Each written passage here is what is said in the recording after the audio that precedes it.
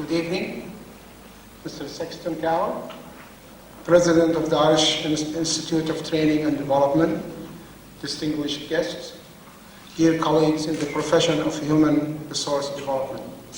It's my pleasure to speak to you on this occasion and to acknowledge the Irish Institute of Training and Development for organizing this magnificent and exciting IFTDO 27th World Conference, calling for revitalizing HRD, a vision for the new millennium.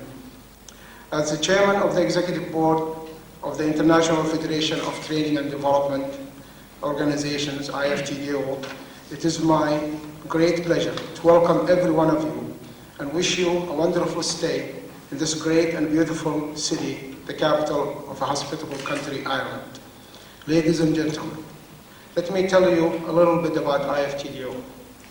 It was created as an organization of human resources development and management to provide HR professionals worldwide with a platform to network and share their experience operating and knowledge. Its members organization operating in 50 countries, representing more than 500,000 professionals in the HR field. IFTDO officers and board members represent more than 15 countries worldwide. It's the only organization of its kind in the world. That's about IFTDO. The emphasis for the next few days will be on the theme of the conference, Revitalizing HRD, a vision for the new millennium. However, before we talk about revitalizing HRD, we must recognize that the world in which we wish to achieve this goal itself is constantly changing. And those who join the journey of continuous development will realize the benefits attained from it. We must not forget that we at the beginning of this century had little knowledge and technical expertise. But at the end of the 60s, we doubled the amount of knowledge that we had accumulated over the last 1900 years. Today, every 5 years or less, we double that amount of knowledge. And in the future, the knowledge development cycle time, God knows. It might be a day, it might be a year. We are becoming knowledge-driven. Not too many years ago, about 80% of the workforce consisted of blue-collar workers engaged in mass production factories. Today, the number of blue-collar workers has rapidly declined and is being replaced by what Peter Drucker calls knowledge workers, who are hired because of what they have learned in schools, colleges, advanced training and development programs. Today we talk about free trade, globalization, competitiveness, technological innovations, the superhighway, and a host of other items that attempts to describe the new workplace and workforce. The early decades of the next millennium, ladies and gentlemen, will bring with them new requirements for a competent workforce, the knowledge workers. For developing countries to compete in the global marketplace, they must realize major advances in sciences and technology, and to develop their human capacity for sustainable economic and social development. In fact, human capacity development for developing countries is the engine for their growth, requiring world-class education as well as superior management and leadership skills. I call upon world governments, especially in the developing countries, to devote considerable percentage of their annual budget for developing the knowledge and hence productivity of their citizens. Ladies and gentlemen, it's important to emphasize that knowledge workers characterized by adaptability and employability have totally different expectations that did yesterday's workers in terms of development and the way they are managed. This will add pressure on us as HR professionals and requires us to always to create new conceptual framework and method to train and to develop. So, what is the role of IFTDO in the middle of all of these challenges facing us in the world of HRD? The IFTDO, the worldwide network, is committed to identify, develop, and transfer knowledge, skills, and technology to enhance human performance and productivity. This mission responds to challenges and needs of knowledge workers in two ways. First response is that our annual World Conference will continue serving IFTDO members organization to connect with the world human resource professionals and leaders.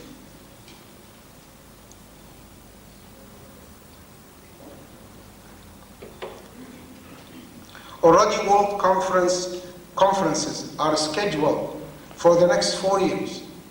You can mark your calendars for March 1999 in Long Beach, California, USA. For March year 2000 in London, United Kingdom. For year 2001 in Brazil. And year 2002 in the great state of Bahrain. The second response is an IFTDO Global Issue Institute that is taking shape under the leadership of several full member organizations. It will highlight the global issues of human resource development and facilitate the development of member organizations through seminars, workshops, research, and sharing information. It will commence operating in the near future with its first offering in various international locations. To learn more about our federation, please visit our stand in the exhibit hall or our website on the internet. Ladies and gentlemen, my presence here today is to show support for you from all member organizations of IFTDO and its leadership. And I am confident that for the next 3 days, you will find the various presentations and workshops by leading human resource professionals, scholars, and business executives of great value to you, your professionals, and your organizations. To all of you, my best wishes. Thank you.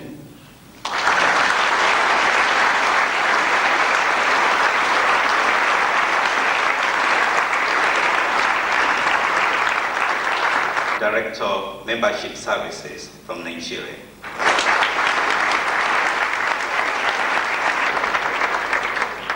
Tattaglia, Conference Coordinating Committee for the 1999 Conference in Long Beach, California, USA.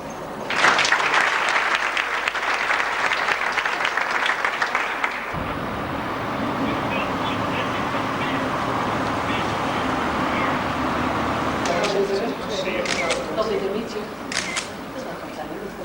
Yes, it's a new building.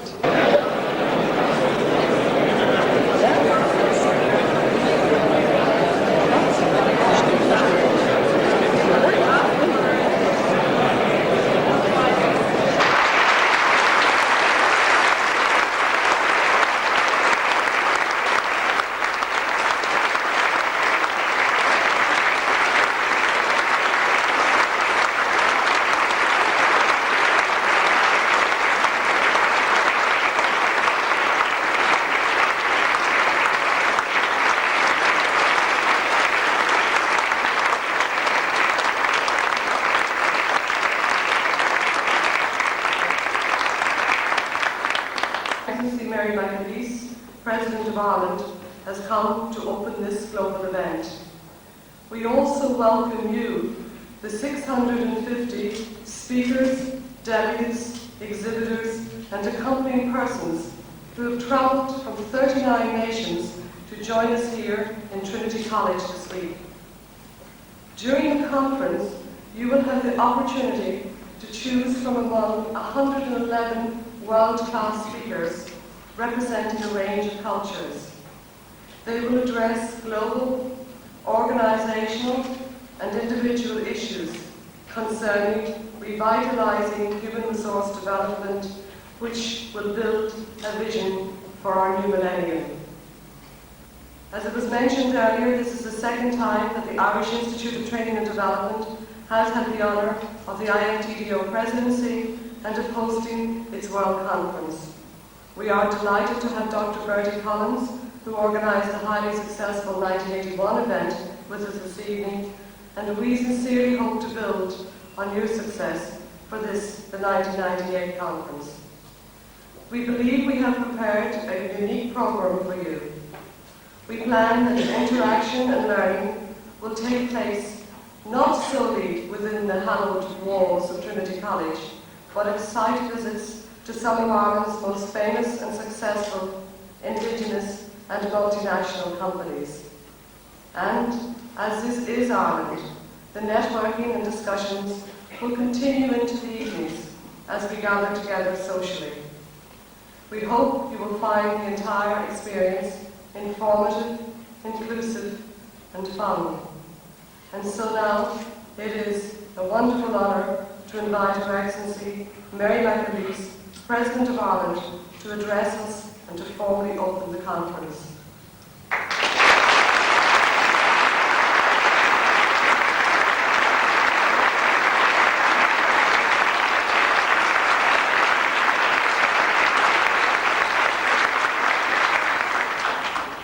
Well, very distinguished guests, can I tell you how delighted I am to be with you this evening, and how grateful I am to Doris Carr, the IFTDO President, for giving me this opportunity to join with you at the outset of your conference, and indeed at the outset of your deliberations. I'm also very grateful to be in this room. In another life, I worked in this university a long time ago, but this building long postdates my involvement with the university, so it's also an opportunity for me to see this very splendid environment. I know that you've already received a welcome from the Irish Institute of Training and Development and from the International Federation, but I think as President I'm entitled to say a big welcome to you on behalf of the people of Ireland also, and I'd like to formally welcome all of you to Dublin and to the conference.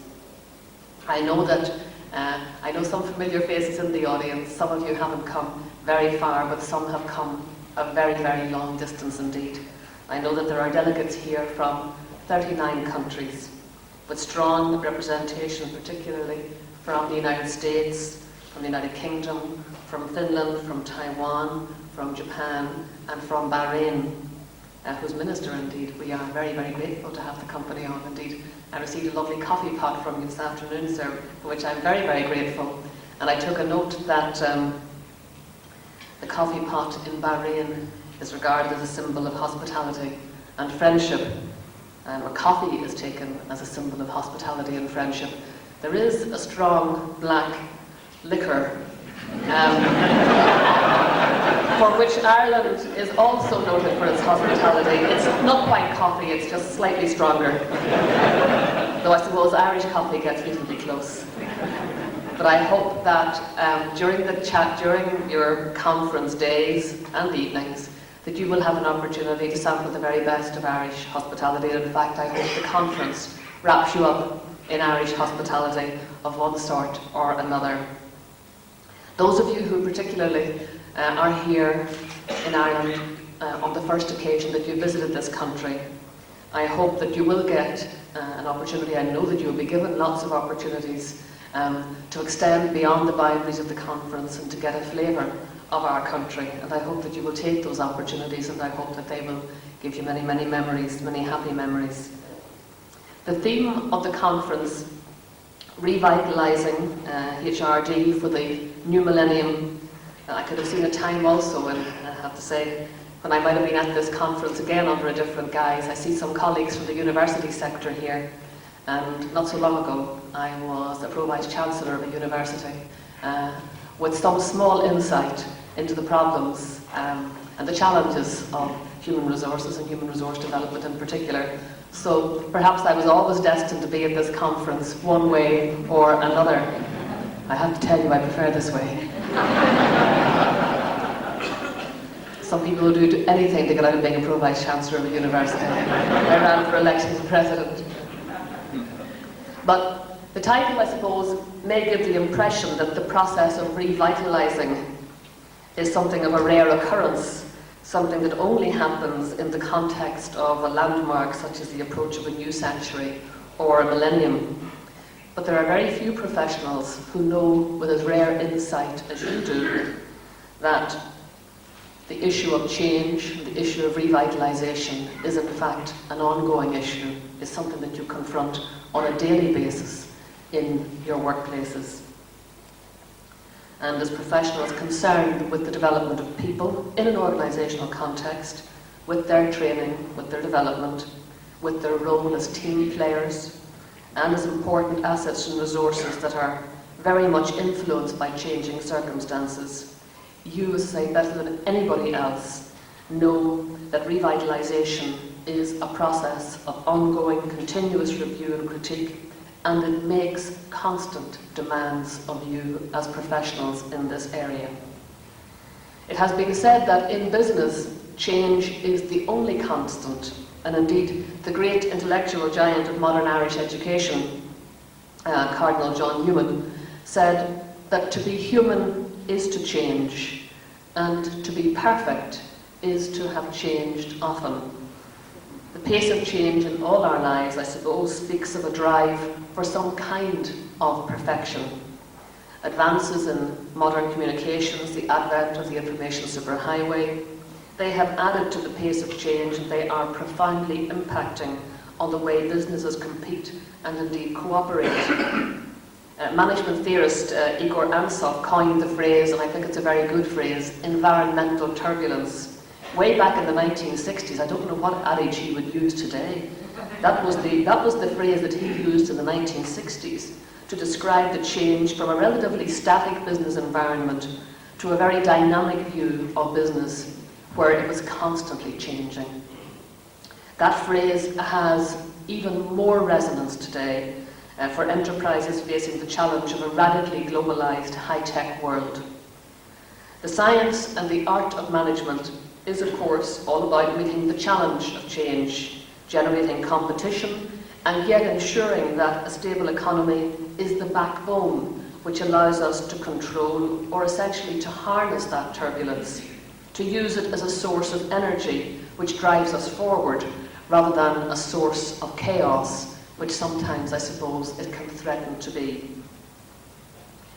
Equipping people to be capable of confidently and self-assuredly adapting to new challenges, to changing circumstances and changing climates, harnessing the resources that are or that should be at their disposal, that of course is the key role of those who work in the field of human resources. And to meet that developmental challenge requires a frame of mind and an attitude that is always open, that is curious, that is always ready to look at new requirements, is always on the lookout for them, wanting to recognise them and asking the question, how do we meet them? What do we need to do? How do we need to shift? What gear do I need to be in to be able to address these new requirements? Forging that kind of intellectual and professional curiosity into an energy which drives effective change, and all of us here will know that the curiosity that forges change doesn't always drive effective change. We've all, I think, in the past been the victims of changes that were foisted upon us by great geniuses, which we had to rapidly backtrack from. But forging that curiosity into that kind of energy that allows for the development of solid, effective, well-tried, well-tested, well-trusted change, that calls for, I think, very special people. It's people of rare insight and wisdom. All successful organisations, no matter what they are, depend on people who are dedicated to the task of leadership and management, people who are able to react quickly and readily to the ever-changing circumstances and fortunes of whatever marketplace they operate in. They need people who know that the person who uses yesterday's methods in today's work, they won't be in business tomorrow. They will be gone. I think to be such a person sometimes means being quite lonely. It means being courageous. It often means being the first person to think the unthinkable, to suggest the thing that you know is going to be very hard for other people to swallow. Being prepared to persuade the crowd that yours is the right direction, having the patience to persuade and to bring people gently with you, if you have time to be gentle. Sometimes, unfortunately, we don't all have that indulgence. For us in Ireland which has seen tremendous progress in the last decade, these kind of people are the very people who transformed Ireland into a can-do culture.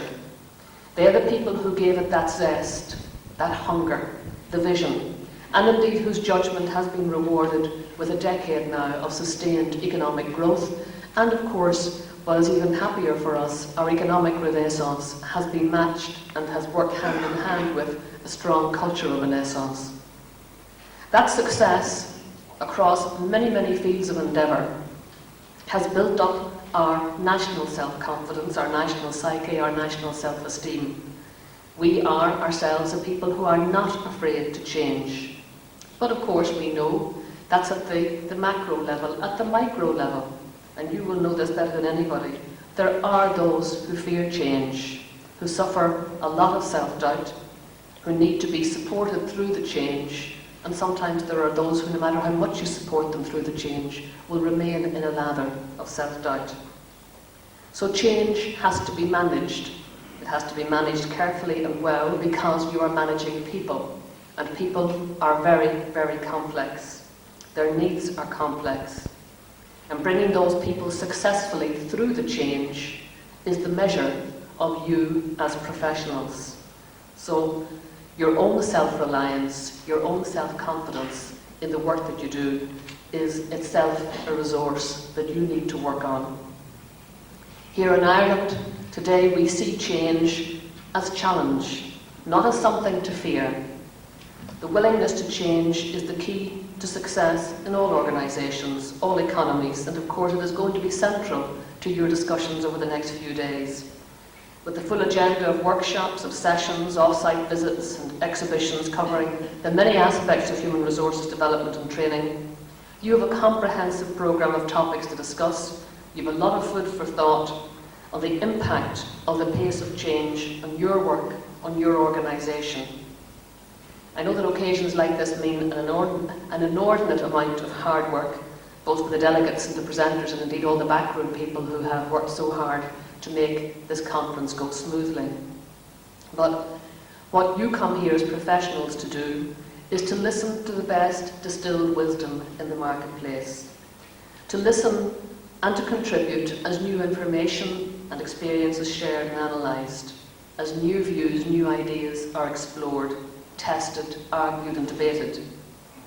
I want to commend every one of you for taking the time simply to be here, because I suppose the very fact that you are here says something about your own openness, your own intellectual curiosity.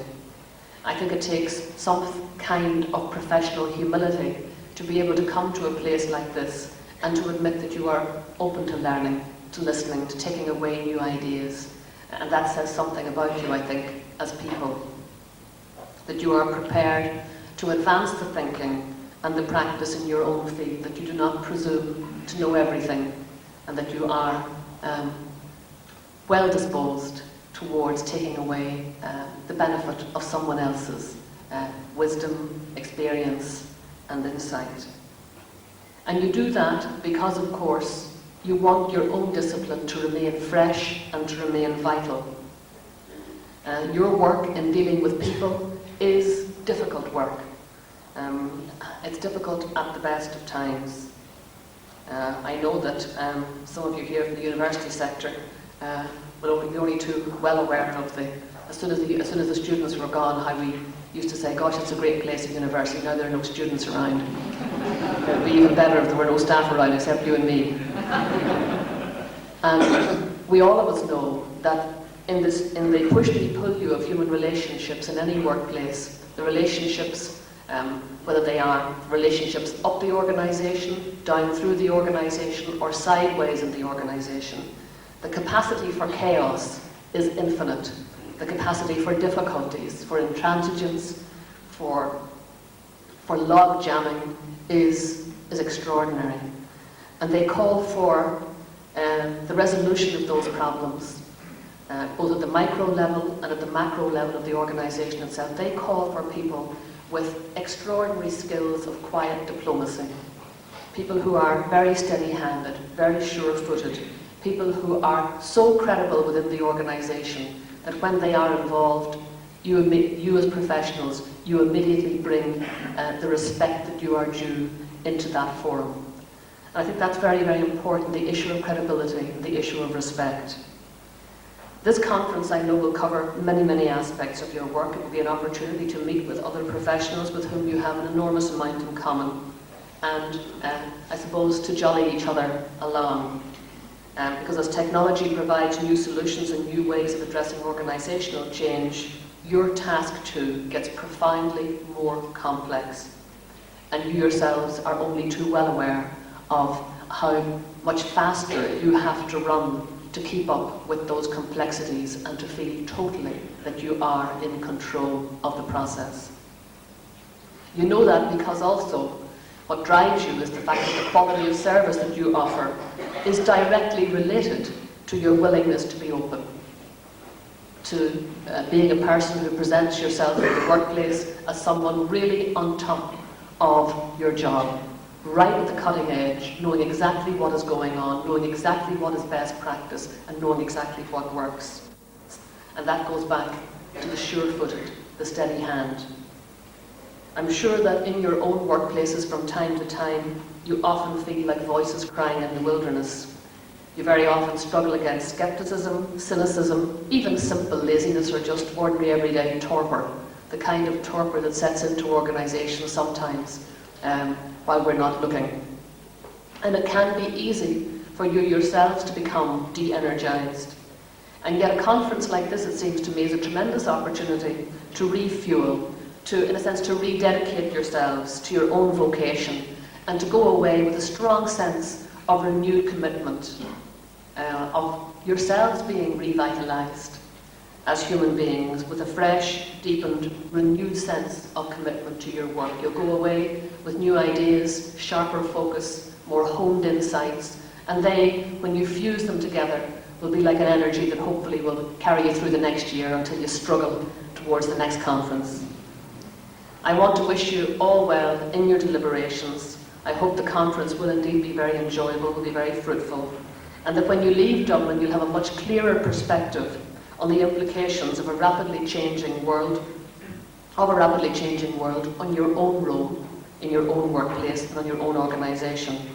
I hope too that you will bring home many happy shared memories of Dublin and other parts of Ireland, and I hope indeed that for those of you who are strangers to Ireland, that you will return time and time again, and that many of the people, of the Irish people whom you meet here, will over this conference and over the coming years will become friends from whom you will learn much and to whom you will give much by way of insight. And I hope those shared insights will keep you very focused, strongly focused on the vocation that you have chosen, which is the vocation, I think, that all of us, I think I would very much like to work in a place where I had a human resource director and a human resource person to help develop me. Unfortunately, well, I suppose you could argue that I have 5 million people who write to me constantly to tell me how I can be developed better. All of whom I listen to, of course, with great humility. But I unfortunately don't have such a person.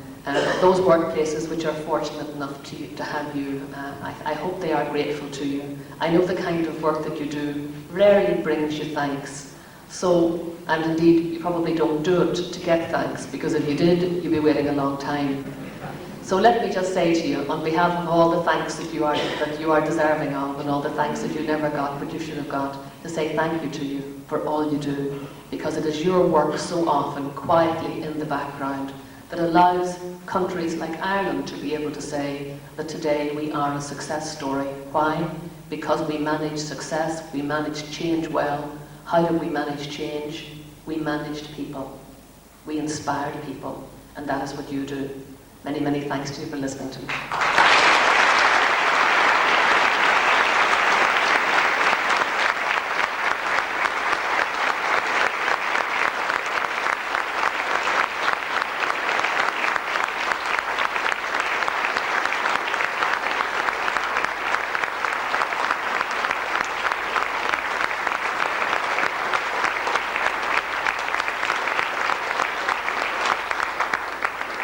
Ireland to the world with the pride that I know you also represent the country.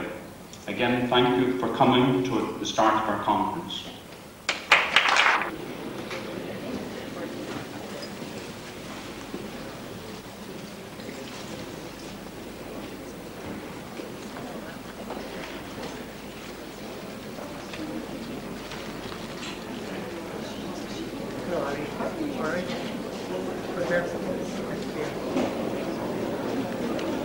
If you could just give the President a few moments to meet the board, please, and then we'll vacate the hall. Thank you.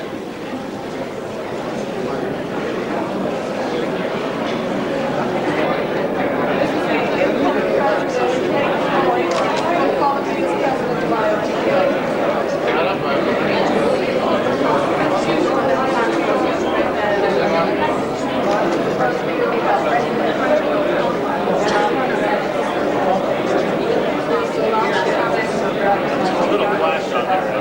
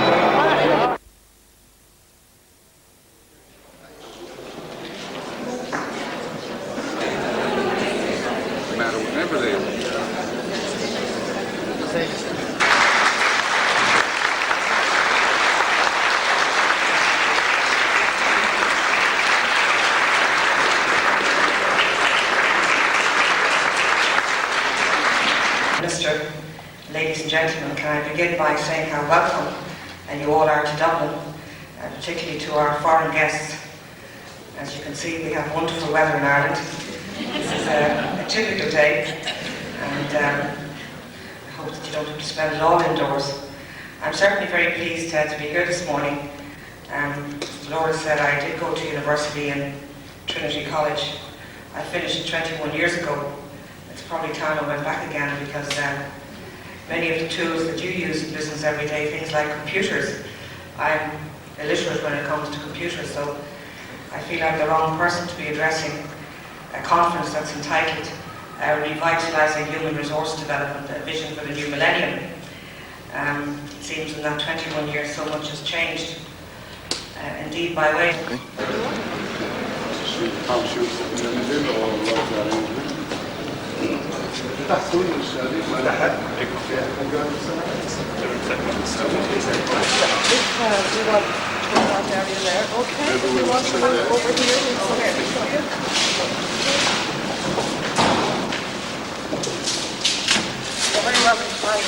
Thank you very much indeed. It's I feel when the family are very busy, the government is very busy, and nice Irish civil plan, I really like. all of us very content. Thank you very much indeed. Thank you. I appreciate that.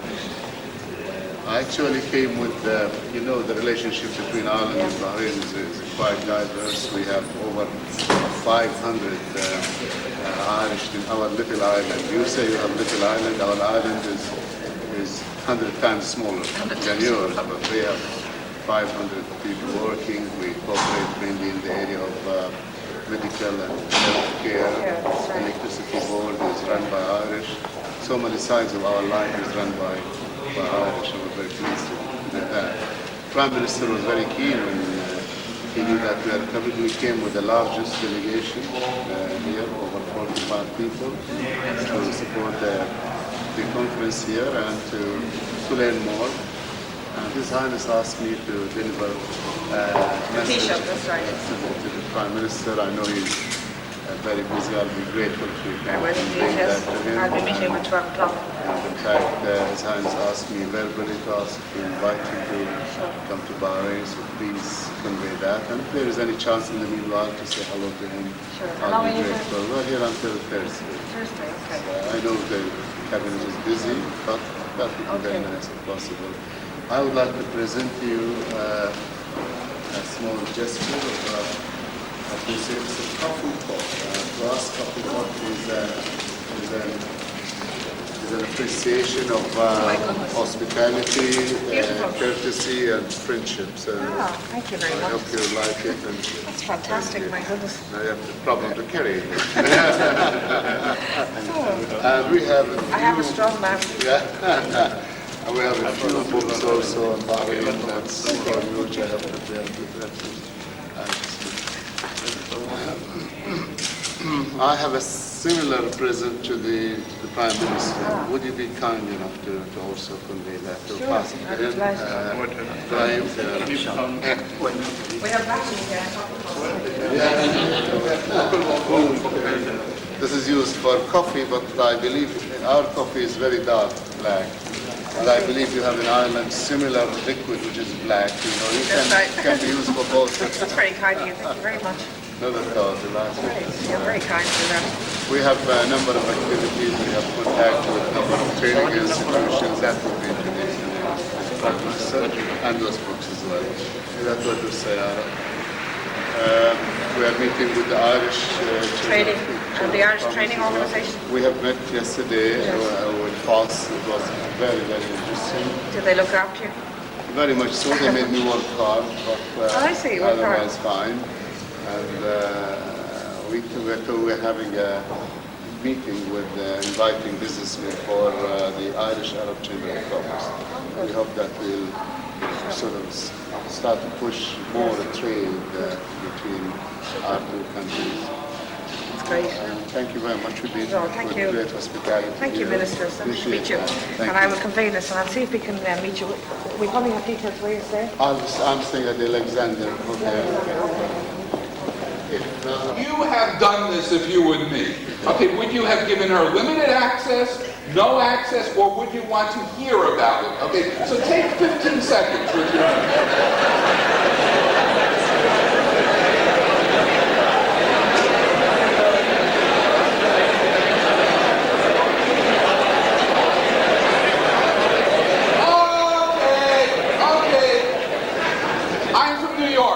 work very quickly here. Okay, mother into a continuous learner. My mother wakes up every morning. She finds emails from me, from my brother, from his children, from grandchildren. My mother goes on and searches where I'm going to. Last night I got an email from my mother. My mother said, "You're back in Ireland." She said, "Don't drink too much Guinness, it's fattening." I get advice from my mother on a regular basis. Understand what's happened here. I've gone from a traditional, industrial, event-based relationship with my mother, which is once a week, we had a ritual conversation, to a continuous relationship, where it is now, I get 3 to 4 emails a day from my mom. My wife is taking digital pictures. She'll have them on her screen. A few months ago, I know we have a very wonderful delegation here from Bahrain and other colleagues in the Middle East. We were invited to Abu Dhabi to a human resources conference. We took pictures there and every day sent it back to my mother. My mother came back, she said, "I never knew the Middle East was like that. I felt I was there." In other words, we use the technology not to turn my mother into a techie, but to turn my mother into a learner.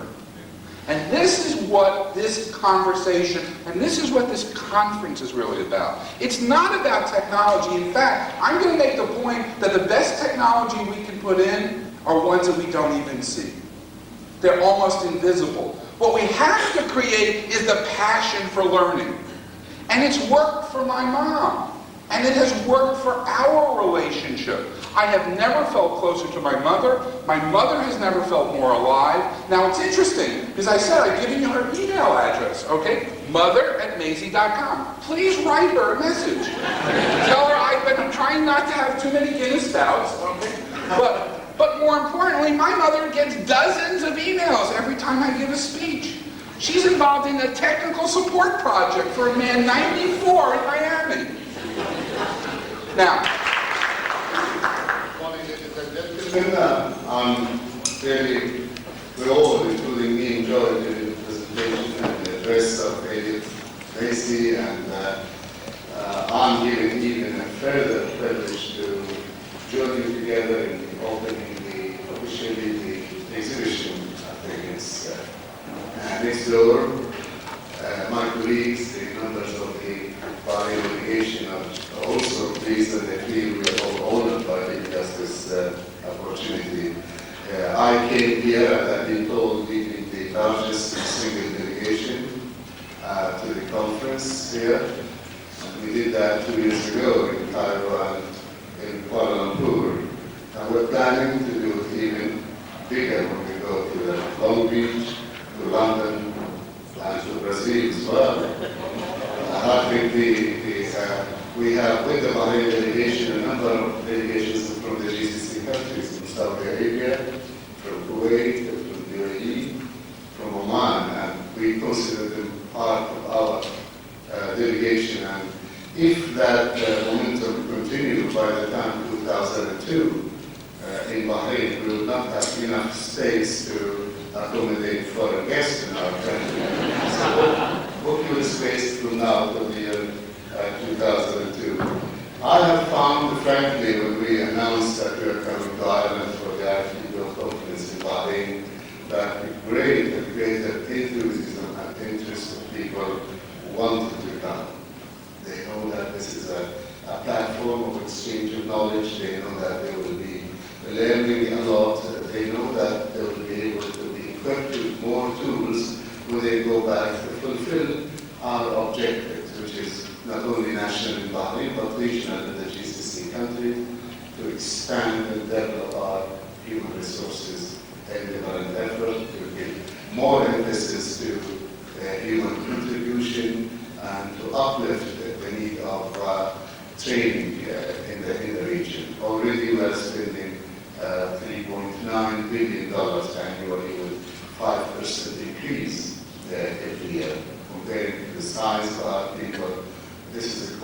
expensive but very wise investment. Our people also was extremely keen to come to Ireland because they know this is the fastest growing economy in the European community, and also they have the highest per capita export in the world. When you look at the volume of the export Ireland make in a very short time. They all know that this has been only possible because Irish people decided to invest on their caliber, on the human being, human resources development, and the training. And we have seen already in the first 2 days in this beautiful country that we have learned a lot of lessons that when we go back, people will remain ever thankful that you gave us the opportunity to participate in this conference and to visit your beautiful country. I ask my colleagues to mix as much as possible with all the delegates. We are even looking forward to receiving you in our reception on Wednesday at 6:30 at the Burlington Hotel. I would like to again emphasize our invitation. We'd be so pleased if we can see as many of you as possible.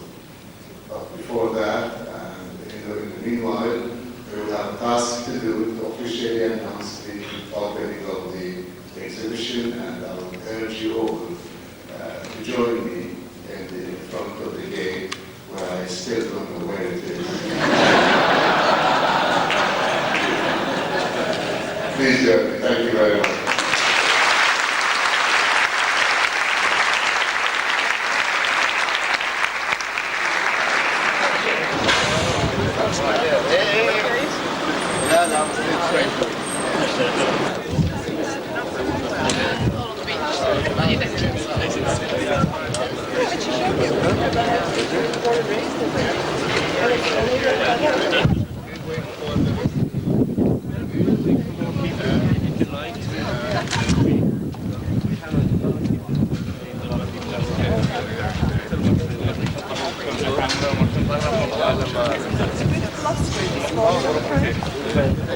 It went very well, and we basically also had great. Just a minute, hold like that now. Oh, can we just have a couple more photographs? Come on, that was very quick. All together. How are we going to hold it? Just like that, yeah. Just look this way, look this way. 1, 2, 3. That's only one more. 1, 2, 3. That's right, thank you very much. Very sorry, just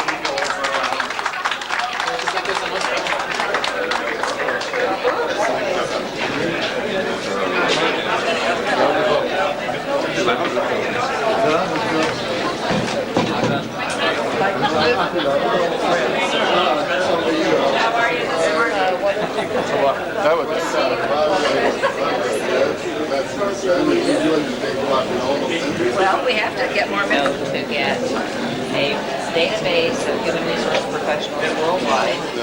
So, where we produce some magazines, Canterbury Govern with a great Irish name coming from America. There you go. That's exactly right.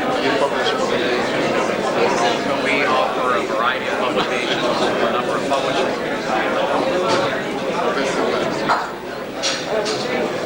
This is a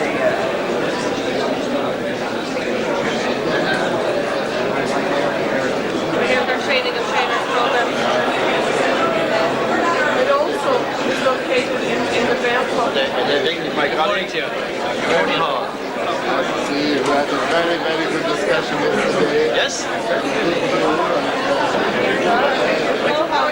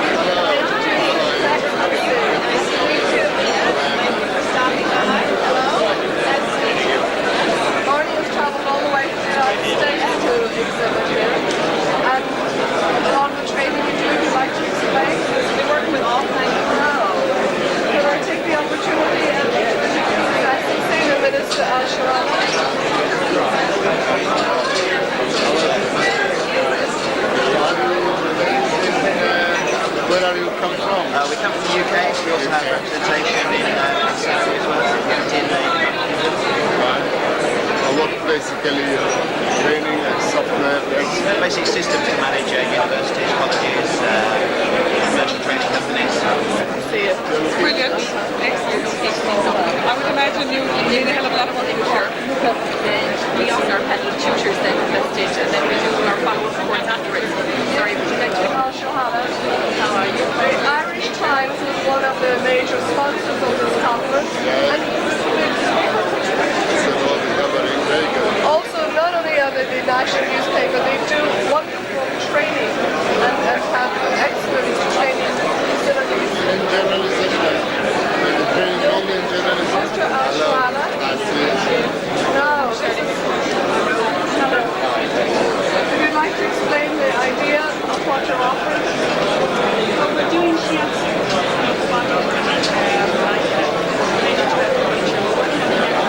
I needed to have a problem with my hands, so I'll come back to you. I have a vested interest. Okay. I've been told it's a strain muscle here.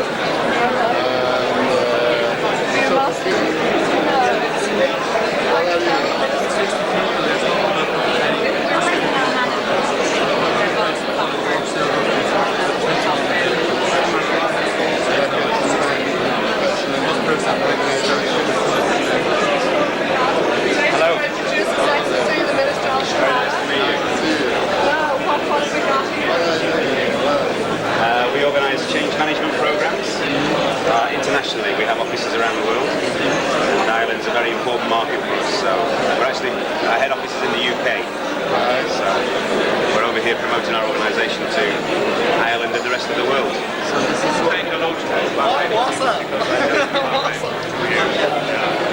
I said, the electricity doesn't cut off, you know. It is better now. It's much better. Now, can we introduce the Deputy Minister? You too, you're very welcome to Ireland. Stephen Covey was in Bahrain only 4 weeks ago, 5 weeks ago. He had a wonderful time. Then you came here. This was his last stop on that 3 weeks trip. Morgan Shears. Hi. How are you? So, can you let me know, this is all your publication? Yes, all the whole range of planetary training development.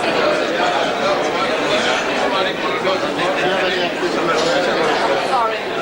Body results. This is actually Australia. These are the hosts of the year 2000, the Millennium IFTDO conference.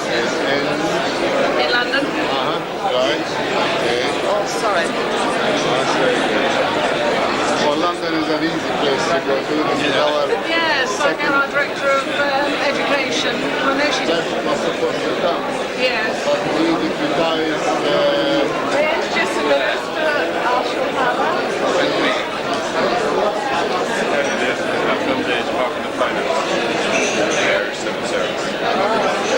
People with the money in us,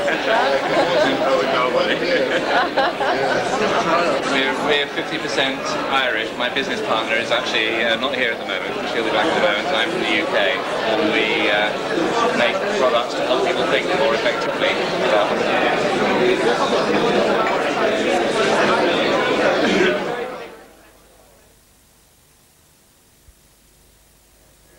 international standard and the ILO.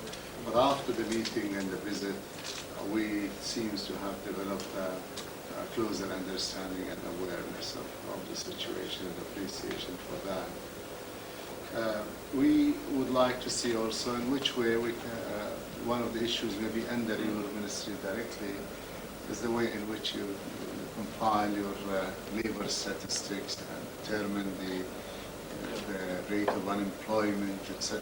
Because we started that, we're the only country in the region to begin with that, with the cooperation of the ILO and the UNDP. And we thought maybe sometime one of our colleagues who was involved with this area could stay back and have a look at how it is done. Yesterday we were very impressed to see the employment offices and the way in which it's been.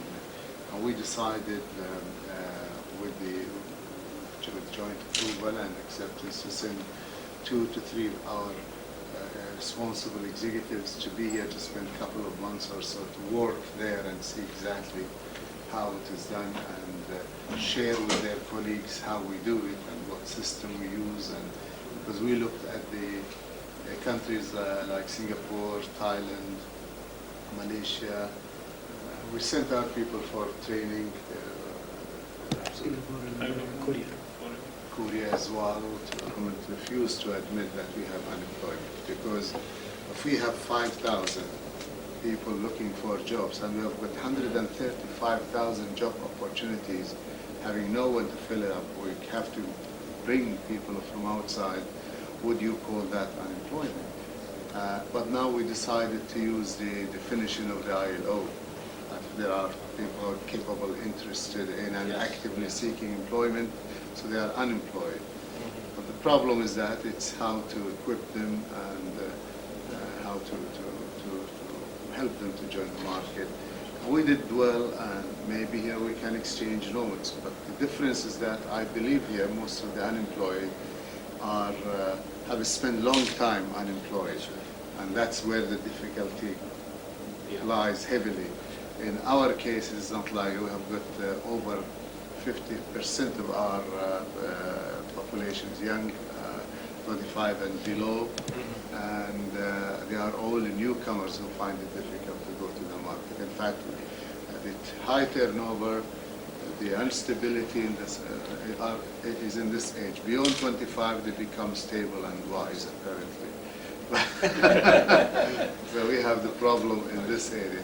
Here also we can exchange notes and see how best we can learn from you and tackle our problem. So labor statistics is something which we would like to know more. Yesterday we talked on the issues as well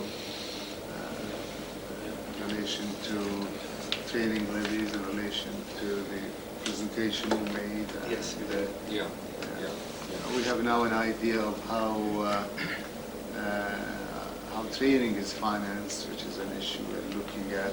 We don't have taxes in Bahrain. Nobody pays tax. So. Makes it very attractive. Don't tempt me now. Somehow we survive. You better not say anything about that before you leave Ireland.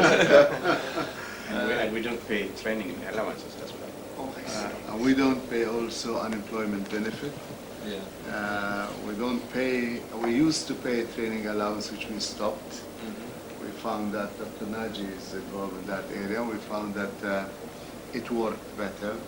Now, today, when we looked at things, we were quite interesting to see that there is a quite generous pay, relatively generous to trained and unemployed, which we don't. Our philosophy is that we don't want them to sit at home, because most of them, as I said, below 25, you should go and work and then train him freely, but don't pay him. Can I hand this to out here? Yeah. Yeah. Yeah, sure, no problem. So we have to do it again. We'll do it again. I don't want to do it. The hell is you admin? Just over the coat hanger there, fine. Oh, yeah, indeed. Maybe could we shake hands? Is that okay? Okay, yeah. This way. Okay. One more. That's great. 1, 2, 3. This way now. Right. Okay. Can we get one of the group just? One group together? Okay. Yeah, sure. Yeah. Thank you. This is also on. Okay. Oh, we'll do I the just same. did this as well. Okay. Okay. Thank you. Thank you, Excellency. Yeah, just look at me. That's just Okay. a All bit right. Come back All right. to the camera. That's lovely. Good. 1, 2, 3. That's Okay. right. One more. One more. Okay. 1, 2, 3. This way. Thank you. Thank you. And we'll have one group? Yeah, one of the group. Maybe. Sure. Yeah, man. All hands? Yeah.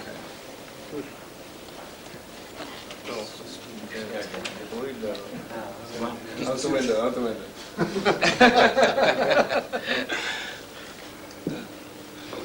I think, Emma, if you go Over there? Yeah. That's right.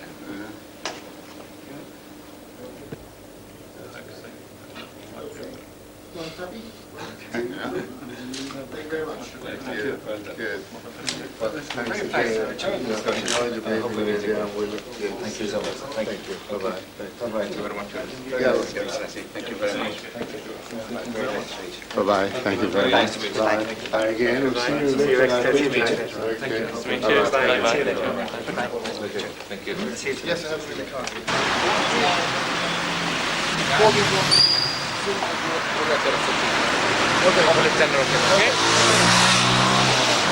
Can you take one of you? Yes. I'm with you.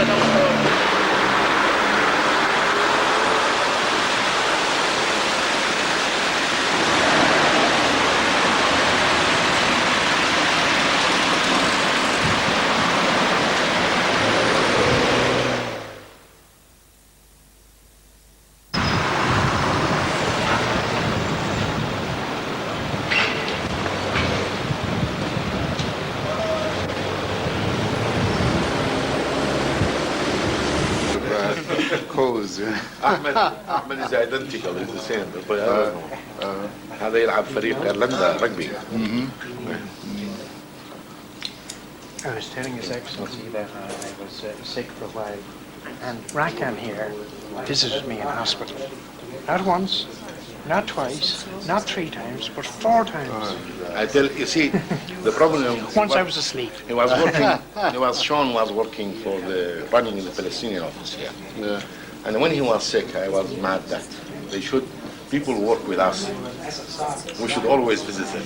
I have heard that Sean was, so I rushed and it was that. I went, and I promised him in Christmas I will send him a sack of a black label whiskey because he loves it, and some tobacco. He doesn't. He can't drink now. I can't drink and I can't smoke. There's a lot of stuff.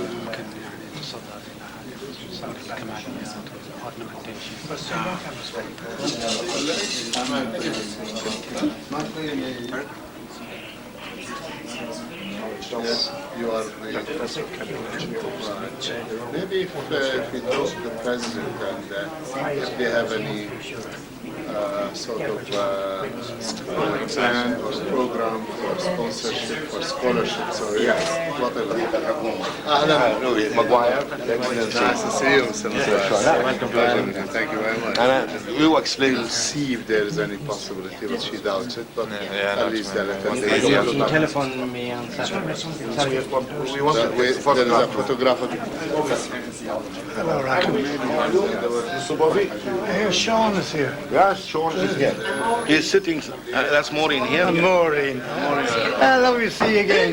You too. Yeah, going well. Mary, Yeah. the student. Really? Hello. Hello. I'm lovely to meet you. How are you? Which university? Griffith College. South The pre, it is they do the honor leaving cert, I think, like That's correct, yeah. How do you find them? Well-behaved students? Oh, exceptionally well. For the airport. anybody in the Irish government. Paul Punch is a brother of mine, you know, like Professor Norman.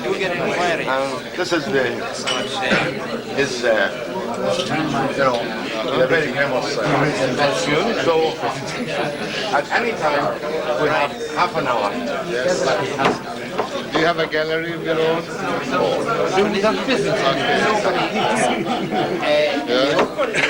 They opened their borders last year. I've been done. It's also a country of golden smiles. You should have brought some sun with you. Yesterday and today, to our disappointment, because we came and we get all of the sunshine. I said, oh, not again. We come from a sunny place. We have sun. Our minder, Professor Conroy. College? Very much so. I unfortunately didn't have a chance to go and see around, but Irish Export Board Director. Very nice to see you. He's responsible for the Arab desk, and he's our boss. Some chance. You leave it? No, I spent 4 years in Bahrain, from 1984 to 88, with the Irish Trade Board in the Middle. Okay, worldwide. And we're always looking at new opportunities.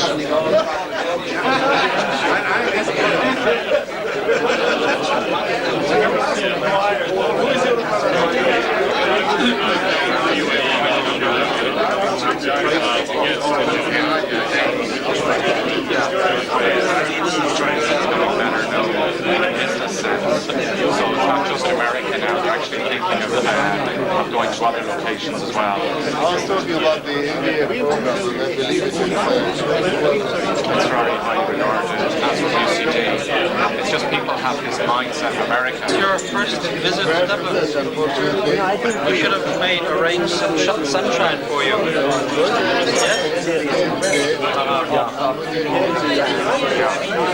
I heard a lot of it comes from Malaysia. I hope not. Ladies and gentlemen, I was told my assistant, the Irish lady, not to make it long. Usually I make long speeches. But I would like to welcome, she wrote it for me anyway, I would like to welcome everybody for attending our reception today. I would like to introduce His Excellency, Mr. Abdulnabi Alshoala, who is the Minister of Labour and Social Affairs of Bahrain, and I extend a very warm Kate Mina Fulta to His Excellency and all the other delegates who have traveled from Bahrain. Although this is His Excellency first visit to Ireland, he has vast knowledge about Ireland.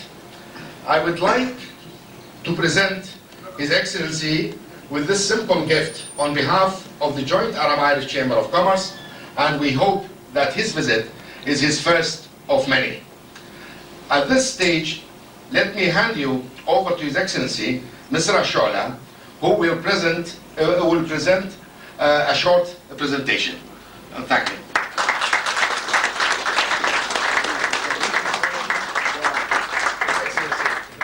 From the Arab-Irish Chamber of Commerce.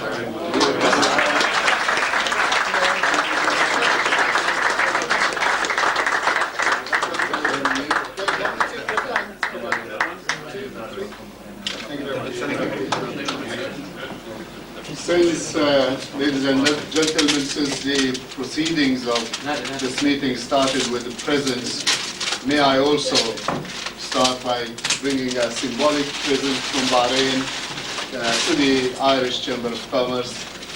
This is the Arabic coffee pot, which is a symbol of hospitality, appreciation, gratitude.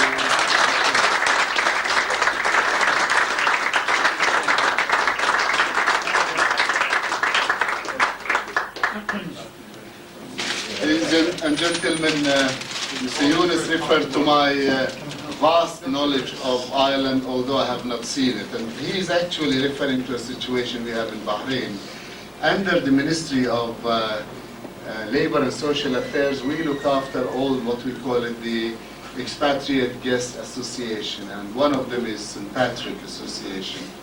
And then every year they invite me to say a speech at St. Patrick Day.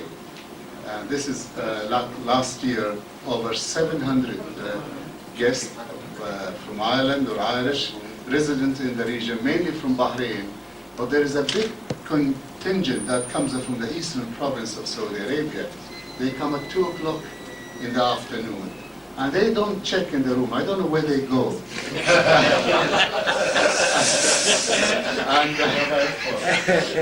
and the function starts at 7 o'clock. So they join in flocks at 7 o'clock. And they tend to stay or sit in a big corner there. And then they continue indulging in certain activities. I can't see them from a distance. I don't know.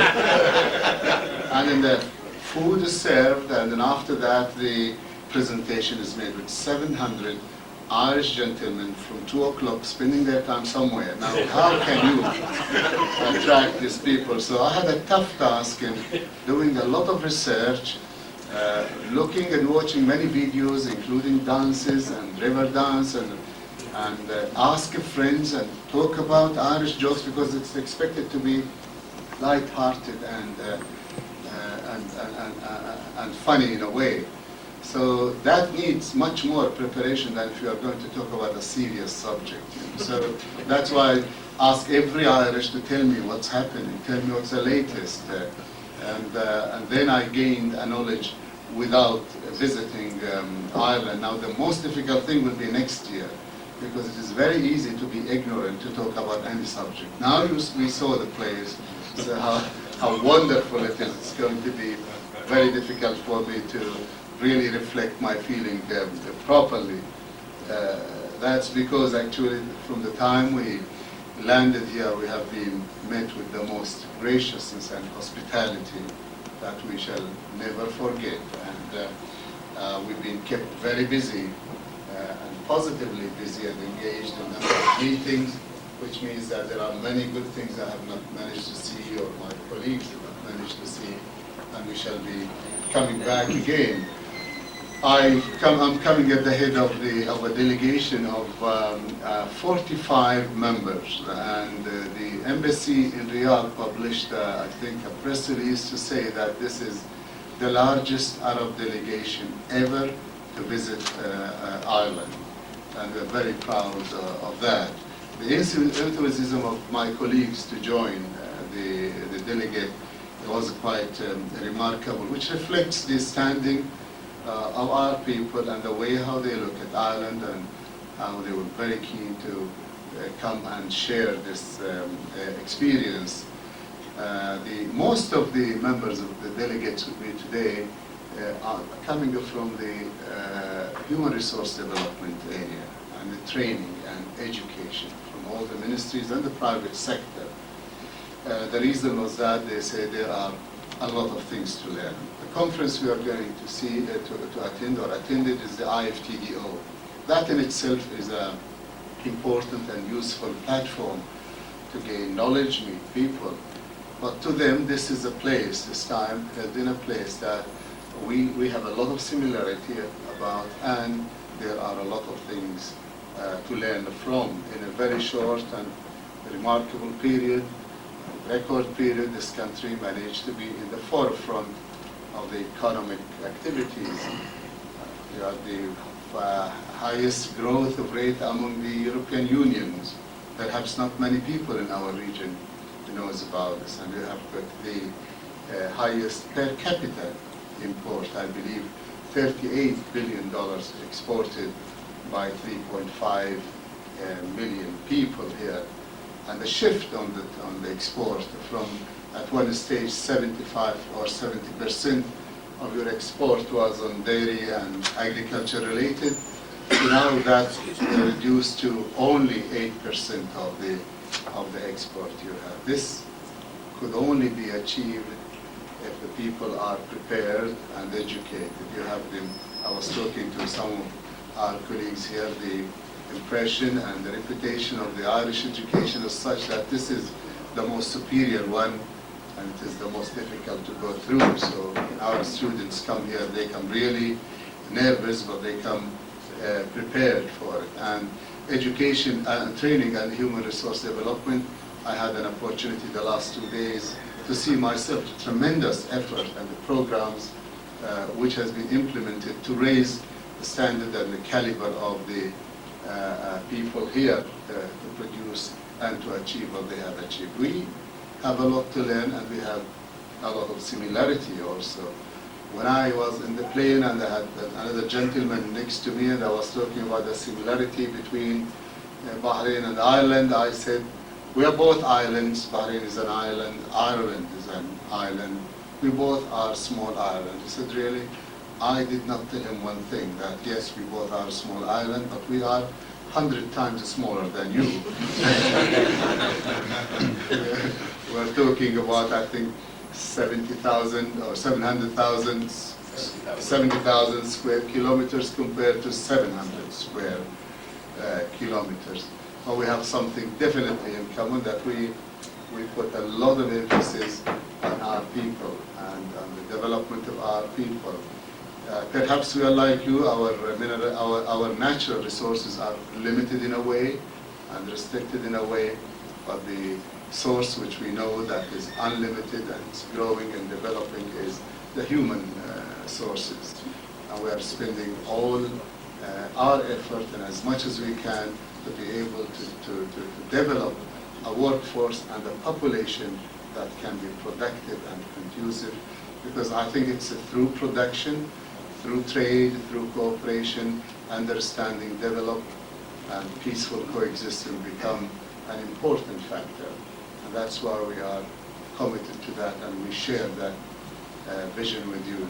Opportunities of trade and business between Bahrain and Ireland are tremendous. And Bahrain Marketing and Promotion Board was kind enough to ask one of their executives to join me to show you some parts of it. The presentation is extremely long, but we asked our colleague to make it as short as possible, and we will be only happy to respond to any question later or provide you the material and information you need. And we will be providing the chamber here with as much reference materials as possible. I would hope that we will be coming again, and we will be talking with Mr. Yunus on organizing an exchange of trade missions to visit both Bahrain and Ireland, and we'll be only too pleased to be able to see any number of you in Bahrain. One thing I can tell you we'll not be able to do is to reciprocate the kind of hospitality we have received from you, but we will try. And we look forward to seeing you. Thank you very much indeed.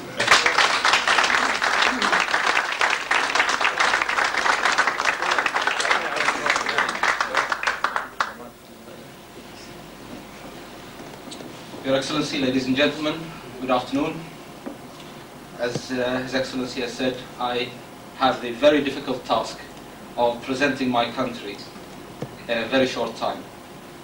Please forgive me if I rush through my presentation, but I'll be available later on, as well as the rest of the delegation, to answer any questions you might have and see that you get as much knowledge about our small nation within this short period of time. Let me first introduce myself. My name is Osama Al-Absi. I head the business development team at Bahrain Promotions and Marketing Board. We are a governmental agency established to increase the awareness of Bahrain internationally, and it is my responsibility to meet businessmen and businesswomen, of course, and international businesses all over the world and discuss what we can do and introduce my country to them. We like to think of Bahrain as the gateway to the Gulf. Because we are a small island, because our local market is not that big, we have designed the entire commercial system in Bahrain so that it would serve the entire Middle East at large, and specifically the Arabian Gulf or the GCC countries. The GCC countries is an excellent market, although it's only 24 million as a whole, but it has one of the largest imports, I'm sorry to say, per capita in the world of $2,000.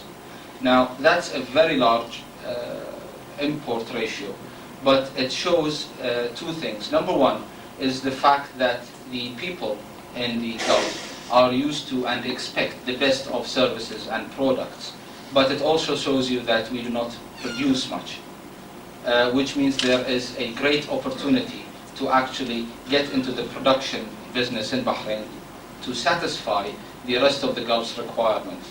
We also have one of the largest population growth rates in the world. In Bahrain it's around 3.6%, which means that there is an influx every year of new customers and new needs for within our country. What I will try to do today, within the short period of time allocated to me, is to discuss these issues regarding Bahrain: the economic, legal, infrastructure, cost of living and operating, lifestyle, and of course opportunities if time permits. When you talk about the Gulf region and you talk about the economic situation in the Gulf region, first thing that comes to your mind is that it's an oil-dependent economy. Well, think again. We have one of the most diversified economies as far as gross domestic product is concerned. We have started the diversification in the late 60s, just like the Republic of Ireland, and we've successfully reached a textbook example of our gross domestic product, where oil and gas only contributes 18%. manufacturing is another 18%, and finance, tourism, services contribute a great deal to our economy. We've reached that by being a zero-tax economy. We have no personal tax, no corporate tax, no withholdings, no value-added tax. You like that, don't you? Well, when can we go? But what's the most important thing, that these are not incentives, these are not tax breaks. This tax-free economy is applicable to everyone, is applicable to individuals and entities, nationals and expatriates with no time limit. We also have managed to keep a lid on our inflation. It did not exceed 2% over the last decade, and for 1997 it rounded around 1.5%. Now, I don't know if you are familiar with this. If you've ever heard of an American organization, it's called the American Heritage Foundation. It's a Republican think tank. It publishes every year. It takes upon itself the responsibility of defending free economy worldwide. You know the Americans, they like to defend one thing or the other. This particular institute defends the free economy worldwide, and they publish a report ranking all the countries as far as free economy. And for the 4th consecutive year, we come only after Hong Kong and Singapore at the 3rd place, while the United States comes at the number 6. Now, since then, Hong Kong went back to China, and we only have Singapore to fight for the number 1 position. We've reached that status by being a very easy country to deal with and deal in. Our commercial laws are very transparent. They're very easy. Lawyers don't have much use. We don't have much use for them in Bahrain. It's very easy to understand our commercial laws. It's very easy to do business with us. And because we are one of the financial centers of the world, definitely the financial center for the Middle East, with over 180 banks, we are a corruption-free system. That's because if we did have corruption, 180 banks would not deal of over $72 billion annually in Bahrain. The commercial legal system is, again, a unique situation that we have in Bahrain. In Bahrain, we are the only country in the Gulf that allows 100% foreign ownership of companies without the need of local partners or sponsors, and without restricting the international companies or the 100% foreign-owned companies to any geographic or free zone areas. 100% foreign-owned companies are free to establish and deal with Bahrain, inside Bahrain, and anywhere else they choose to deal with. And these examples that we have on the screen are the different types of companies that the international investor could own as 100% foreign ownership. It's the limited company as known worldwide, the branches and regional offices, of course, exempt companies, or commonly referred to as offshore companies, and these are generally for the holding companies or financial companies, and of course if they're big enough they could be joint stock companies. Now, I'm not going to go into detail on them, but we can answer any questions that you might have later on. In general, everywhere you go, especially the countries that are trying to attract inward investment, they have laws guaranteeing these investments. And I would like to put a question here. Would you be satisfied if I told you we have the 1994 or 1993 law that governs your or guarantees your investments in Bahrain?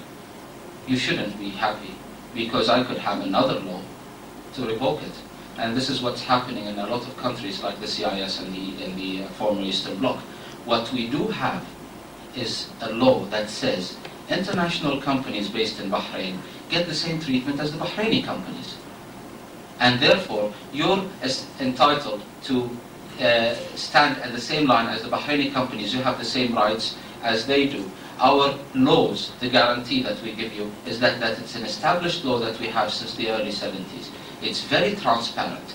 And as far as the international investor is concerned, it's the rule and not the exception. You are not an exception when you come to Bahrain, when you establish a company in Bahrain. You're the rule. It's long-standing. It has not seen any major swings or shifts. It has not seen any shifts for that matter, which means that it's very consistent, and you could rely on the fact that if it was there for the last 30 years, it will be there for the next 30.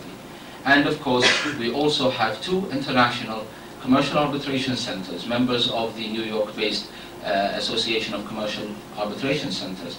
Bahrain is a founding member and a signatory to the World Trade Organization, and these commercial arbitration centers comply 100% with the WTO regulations as far as international investments are concerned.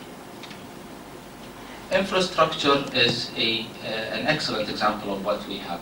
What happened was, back in the 70s and 80s, when wealth was abundant and oil prices was at $34 a barrel, the government had a lot of money, and what they did is that they invested in the future.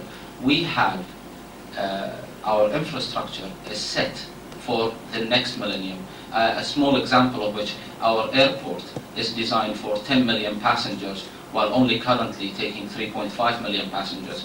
Everything done in Bahrain is done with the future in our perspective, and we make sure that nothing is ever short. Now, I will not go again into these because I'm sure you know a lot about Bahrain, and there is no need to waste a lot of time on it. But this you might find interesting. This is a study that has been that's annually made by a UK-based company ranking the cost of living worldwide. And I'm sorry, I didn't have the time to put it against the Republic of Ireland, but you could compare it to London, and which is the closest city, and then see how it is. But it's not only, it's very easy to say we're inexpensive to live in compared to New York or London, but compared to our neighbors, Bahrain is, the cost of living in Bahrain is lower than the next country in the Gulf by 6%. And of course, you can have the business, you can have the laws, you can have the regulations and the infrastructure, but you must have the people. And in Bahrain, we are very happy to say that we have one of the most robust workforce in the area. We have the people that are going and willing to work in any field.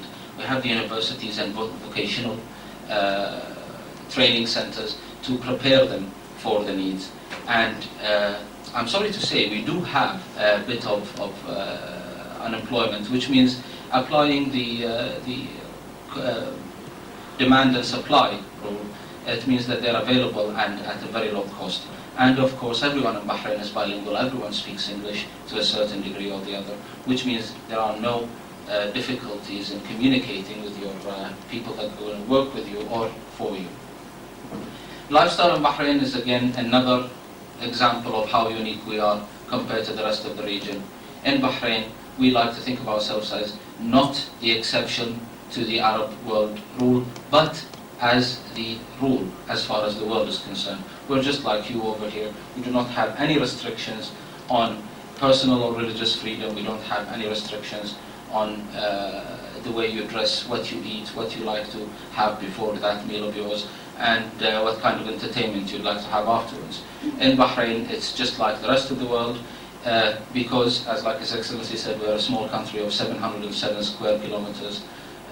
Criminals can't go very far, so we're almost virtually crime-free. And of course, because we have a very large percentage of our population being expatriates, we have some of the best international schoolings available in the Middle East.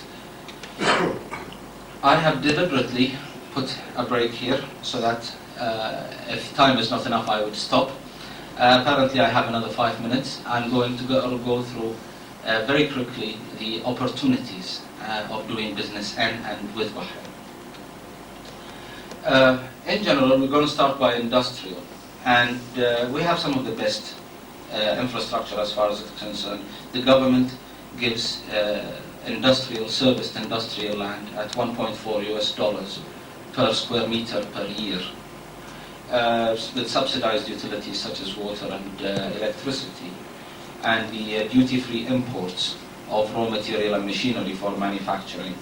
Of course, with an available workforce of a skilled workforce starting from as little as $400 per month, for a skilled labor, that would mean the cost of operating, if you keep in mind that we're a tax-free economy, could actually be very attractive. Our existing industries, of course our flagship industry is aluminium, where we have the third largest single aluminium smelter in the world, but there's also the oil, gas, petrochemicals, shipbuilding and repair, light and small and medium enterprises. Now, ladies and gentlemen, please keep an open mind. You might not be in these fields, but these are huge fields where they need a lot of services, a lot of support, all kinds of professional services, including training their people, which I'm going to touch upon a little bit later. I'll just give you an example of our aluminium industry. It was established in 1968. It was our first diversification program, and today it's the third most largest single smelter site in the world, producing 500,000 tons of aluminium every year. And the downstream industries that we have are quite comprehensive, but by no means yet mature. We need a lot more to do with aluminium in Bahrain. The government have decided to support the aluminium industries, and for example, they have earmarked all the industrial land surrounding the aluminium smelter and reserved it only for aluminium industries, which means that like a lot of companies that we have in the downstream industry take their daily requirements of molten metal from Alba on daily basis. This of course saves 35% of the cost of production. It also means that they don't have to stock any raw material. If you add that to the facilities that we have, if you add that to the fact that we are tax-free, if you add that to the fact that you have very low-cost labor that we have, even if you decided to add all these together, you would find that it makes a lot of sense to get into these businesses. We're talking to a large number of companies around the world that are coming into Bahrain. At this time I'm not at liberty to give the names, but they are household names that are very large in the industrial field and utilize a lot of aluminium. The distribution is a different thing. Because we are right there in the middle of the Gulf, it makes a lot of sense for products that are manufactured internationally to be distributed out of Bahrain for the rest of the Middle East. Not only do we have a causeway, the largest international causeway in the world linking us to Saudi Arabia, which means the land link is there, but it also means that there are a lot of facilities which I'm going to show you in a little while. What we have is that Bahrain is that very small dot in the middle. What we have is the fact that we're right in the middle of a very large area of high-paying consumers. What we also have is two very large markets opening rapidly, Iran and Iraq, and these two will need a lot of goods and services, and being the best in price and the best in quality is not enough. When they do open up, you also have to be there and you have to deliver it pretty soon. Now, what we did, this is a very ambitious $2 billion project that the government of Bahrain have started. It's called the HIT project. And what you see is this large red area there is 650 hectares or 6.5 million square meters of duty-free industrial land linked to a new port that's 3 times the capacity of our existing port, effectively giving 500,000 40-foot containers every year. In addition to that, the airport, which is located on the island of the top, has 80 hectares of duty-free storage facility, which is existent today.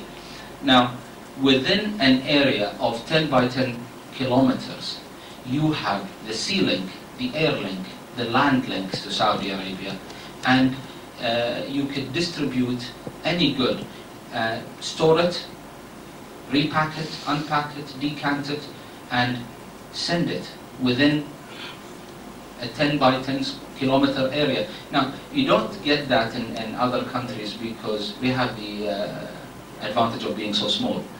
We could put things next to each other, it makes perfect sense. On the services, of course, having 180 banks in Bahrain, there's a lot that could be done. They require a lot of services. The marketing, the distribution of goods, of course, is there. Agent and technical support, professional services, information technology is a very big one. But training and human resources development is the largest requirement that we have. Why do we need human resources development in Bahrain? There are three, or in the rest of the Gulf, as a matter of fact, there are three very important factors. Number one, the economic growth and diversification. We have realized that being an oil-dependent country would not be very feasible some time ago. But the rest of the Gulf countries have just realized that, and they are diversifying. Of course, you can diversify by allocating money, but you need to retrain the existing workforce and the new workforce that's coming in. You have to equip them for the new requirements. The nationalization process that we have, we call it Bahrainization, we call it in Bahrain Saudization, we call it in Saudi Arabia. 64% of the workforce in the Gulf today are expatriates. That causes a lot of economic, social imbalances that needs to be rectified. Of course, our existing workforce needs to take over, but they can't take over all of a sudden. You can't pass a law. You have to prepare the existing workforce to take over so that our economies don't come to a standstill. And of course, the demand and supply, the most basic of economic rules. What we have is an imbalance of 60%, the demand exceeding supply in human resources development. Some statistics for you. $3.9 billion was spent on HRD in the Gulf in 1996. Total trainees were a little over 2 million, but 84% of those 2 million were either trained externally, abroad, or by external agencies, which clearly shows the requirement that we have, the open market, the virgin market that we have for human resources development in the Gulf. We're looking for quality training providers, internationally accredited programs to use their hands. You have to be technical, vocational, skillful, crafts, all kinds of works for them to take over the middle technical level of workmanship that is currently dominated by expatriate workforce. Quickly, and this is my last point, is talking about Bahrain and the tourism business that we have. Tourism have recently jumped as its contribution to our GDP from 9% to 11% in 1 year. We are the #1 country in the Middle East and North Africa as far as number of tourists, growth rate, and we're the #2 in the aggregate number of tourists coming in the Middle East and North Africa. We come #2 only after Egypt. Ladies and gentlemen, they have the pyramids, we don't. Now, 2.4 million visitors we play host to, fourfolds our population. And there are a lot of opportunities that have been identified where a lot of investments are required. Beach resorts, 4- and 5-star hotels, amusement and theme parks, and of course business hotels. The government is willing to give industries in these fields seaside land at 50-year lease contracts and very nominal rates. We are an archipelago of islands, and you could take your pick from one of our islands and develop it into a resort. If none of our islands meet your requirements, the government have earmarked a lot of shallow water areas surrounding the major island of Bahrain, where you can develop if you think that's, or reclaim. If you think that's too expensive, the government is willing to take a part of the project as a joint venture and reclaim it for you. And again, we will promote it and market it, whatever the project is, as far as internationally trying to attract people, because it's one of the attributes of Bahrain. I couldn't have possibly even begun to scratch the surface. I've tried to do it in 23 minutes. I think I've spoken too fast, so therefore, if you have any questions, we'll be happy to entertain me or the rest of the members of our delegation. And please talk to us. There are a lot of literature available. go through them, see what we can do for you. Bahrain is open to any projects or any proposals that you might have, but please put this on your shoulders. Thank you very much.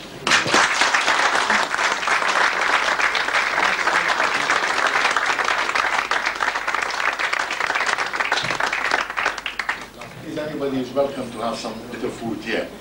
With the drinks, please. Thank you.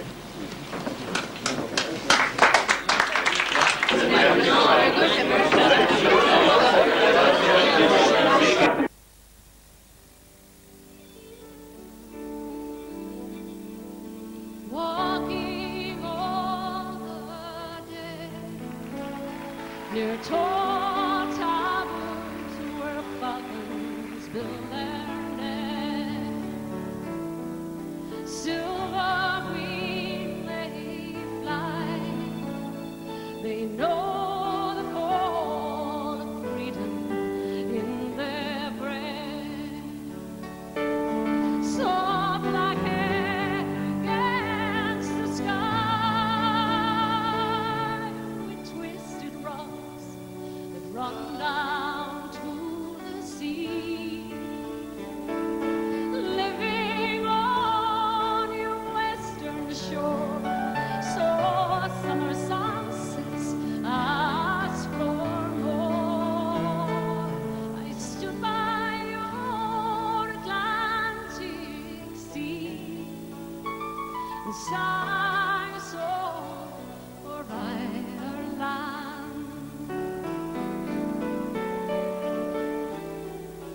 Talking all the day with true friends who try to make you stay, telling jokes and news, singing songs to pass the night away. Watch them always salmon run like silver dancing, darting in the sun. Living on your western shore, saw summer sunsets, asked for more. I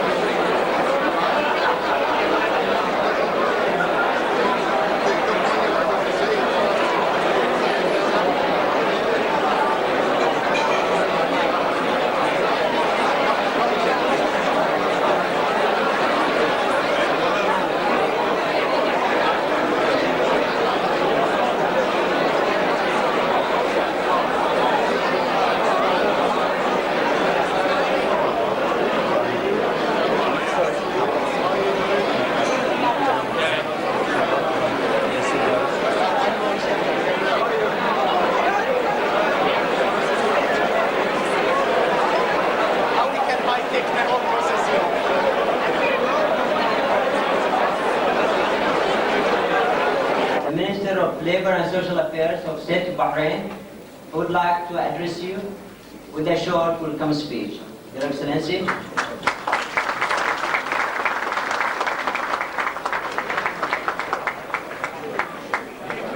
Thank you very much, ladies and gentlemen.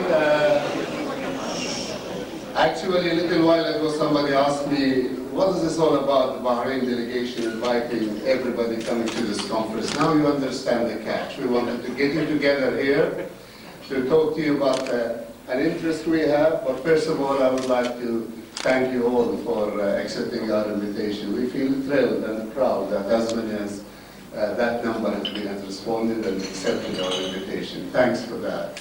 We're here again to express our appreciation and thanks to the IFTDO President, to the Human Resource Development and Training Society of Ireland for the hospitality and courtesy that they have extended to all of us. And I'm sure I'm speaking on behalf of you all when we tell them all, thank you very much. It has been a wonderful organization.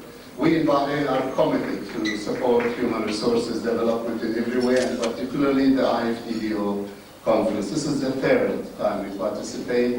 We will continue to participate, and we hope that we'll be able to see all of you in Long Beach, is that right, in next year, and then we will meet in London and Brazil, and in the year 2002, hopefully we'll all be in Bahrain.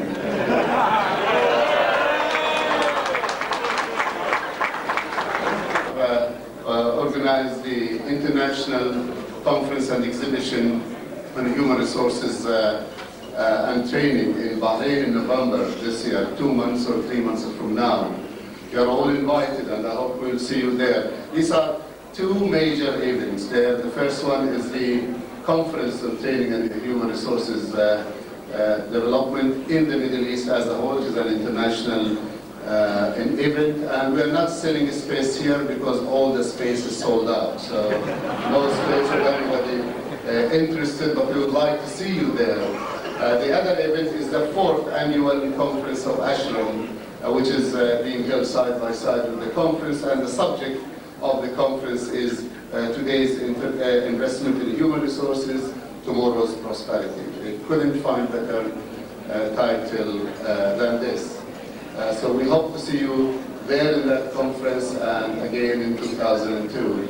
I would like, in fact, on behalf of the Bahrain delegation, to recognize the contribution done and the success and the achievement and the hard work done by the President of IFTDO this year, Mrs. Delaros Carr. And if you would allow me, to the President, to have this symbolic gift.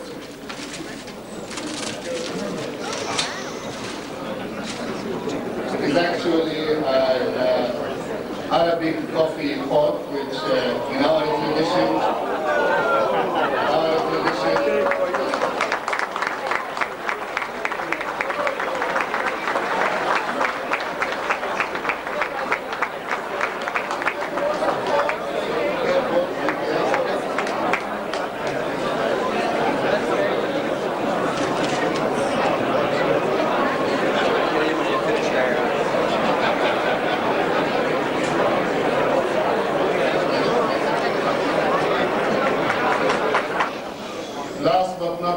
we have collected the visiting cards or business cards from each of you, and we will make one of them, will choose one of them, and the winner of this the prize will receive a return ticket courtesy Gulf Air to Bahrain to attend the opening of the Human Resources Conference and Exhibition that include a 3-night stay at the Intercontinental Hotel, courtesy Intercontinental, and the purchase of, I think, 200 Irish pound of duty-free from Bahrain duty-free. So the whole package is there, one prize. Can I ask you guys to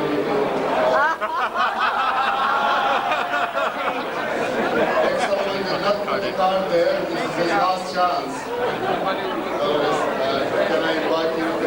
come up here.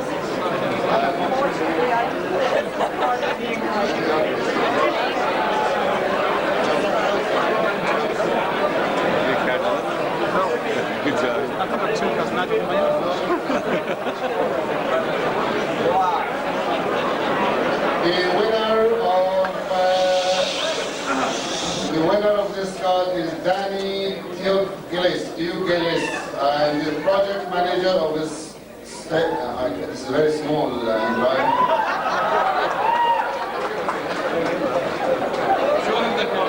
Is she there? Is Danny there?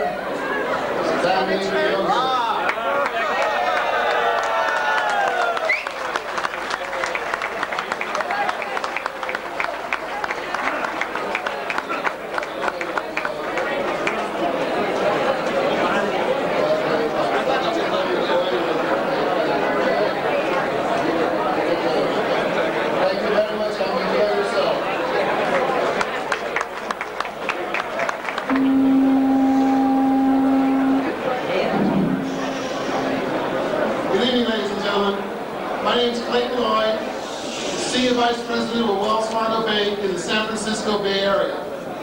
Currently the new president of IFTDO, and it's my privilege to address you tonight for 30 seconds. We want to congratulate the Bahraini delegates, the Minister of Labor, Social Affairs for this function tonight, and giving us the opportunity to give you a preview of our presentation tomorrow, and welcome an invitation of all of you to come to Long Beach, March 23rd through the 26th, 1999. We encourage all of you to go back to your respective companies and bring one person with you. Through the power of this group, we should be able to have over 3,000 delegates.